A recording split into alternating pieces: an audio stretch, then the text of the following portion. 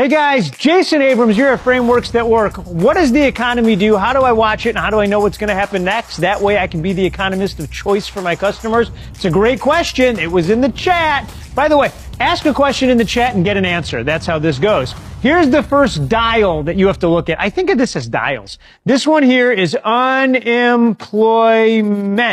Unemployment matters. When people don't have jobs, they don't have money, which then leads to the next one, which is going to be GDP, the gross domestic product. What's happening there? Which, by the way, if people have too much money, that leads to the next one, which is inflation.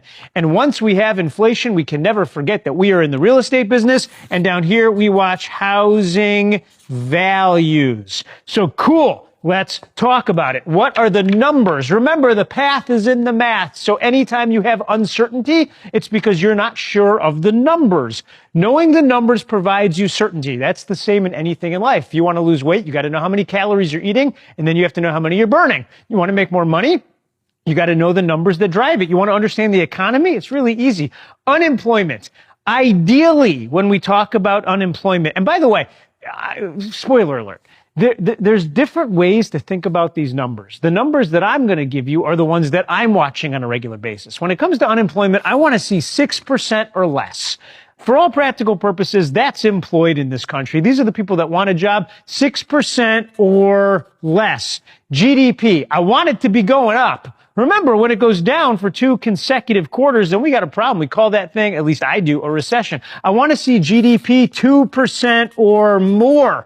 When it starts getting into 3 or 4, we start getting hot, and I mean real hot, and that sometimes leads to inflation. And I want to see 2% or less. As long as inflation is at 2% or less, I feel good. Now, depending on when you're watching this right now, today, and I know you're never supposed to do this on YouTube, but I'm going to just tell you, it's closer to 7 or 8, which is why everything feels so darn expensive. And then housing values across the country. I want to see housing values nationwide going up by about 4% per year over the last 30 years. That's the average. These are the numbers, 6224. You look up every day and know these numbers, and you're going to know what happens next. You want to be the next Nostradamus? Here's what you do. You watch these numbers every day, and as soon as you start to see one of them get out of balance, that's when the economy is about to change. Friends, that's the economy in a minute and a half or less. Thanks for watching. Like it.